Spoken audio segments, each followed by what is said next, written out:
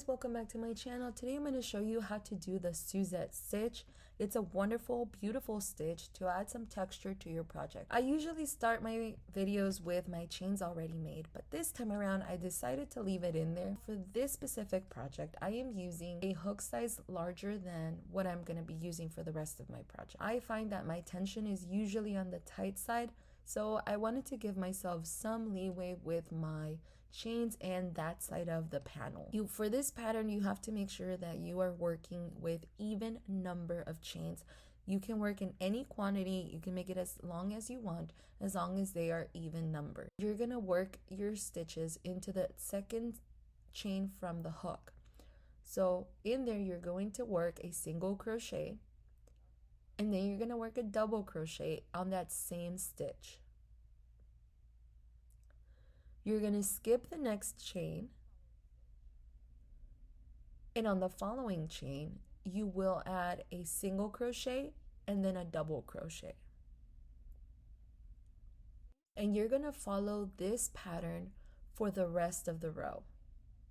Once you get to the end of the row, it's a little bit different, but for the most part this is what it is. This is what you're going to be following it. And once again, you skip that stitch and you go into the following, and that's where you will be adding 2 stitches, single crochet and a double crochet. Once you get to the very end, you should have a total of 16 stitches. If you did it right, your count should be 16. And on the very end, on the very last stitch where you're supposed to put in your cluster again, that's where you're just gonna work a single crochet. If you made it right, you would have a total of 17 stitches. So remember, we started with 18 chains and now we have 17. You lose 1 chain to the height, and that's gonna be the amount of turning chains that you're gonna make. So after you finish your row, you're going to chain 1, you're gonna turn your work. And in that very first stitch, you're going to start putting in the single crochet and the double crochet. And you're going to work in this manner until the end of the row. Let's do a few more. We're going to skip this stitch. We're going to add a single crochet, and then we're going to do a double crochet.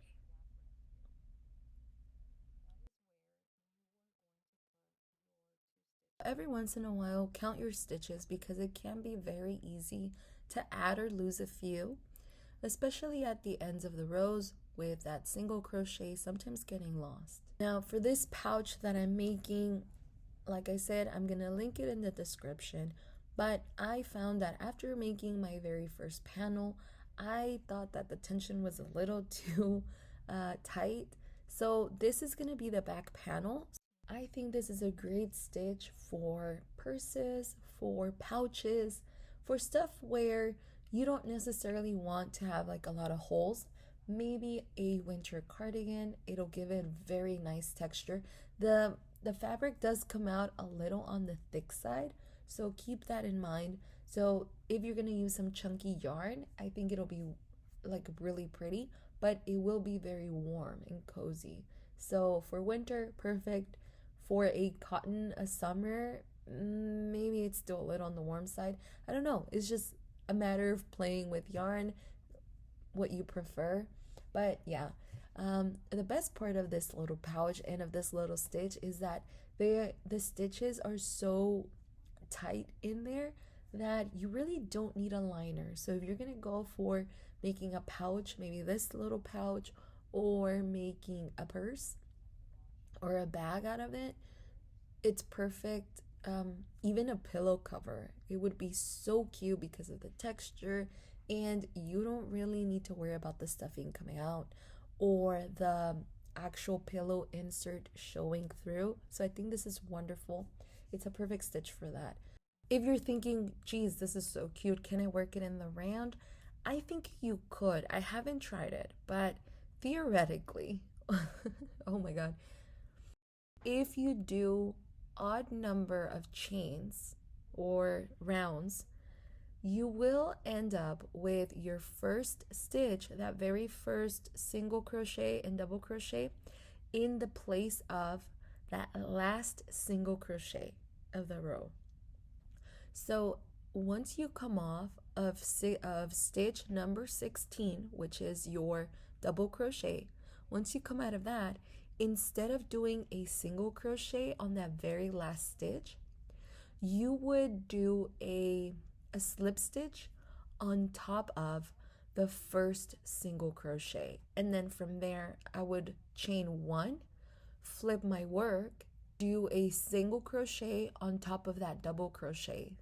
You know what I'm saying? Like that very last stitch would be your double crochet from your previous round. So then that's where you would start your single crochet and your double crochet, and then you skip the single crochet, and then you would work until the double crochet. So maybe every other row you would be working a single crochet, and every other row you would be working into the double crochets. So I think that would be a way. I don't know, you guys give it a thought. I'm just, by looking at the pattern, looking at the diagram, that's what I'm kind of getting from to work in the round. You can definitely try it and leave it in the comment section if you did. Let us know. Tag us. We're now on Instagram. I would love to see your work and see what you came up with, what you ended up using this stitch for. And if you made anything else using any of our tutorial videos on the stitches, tag us there too. I would love to see your work, get some inspiration too. I think we can all grow and learn from each other, especially when it comes to color combos.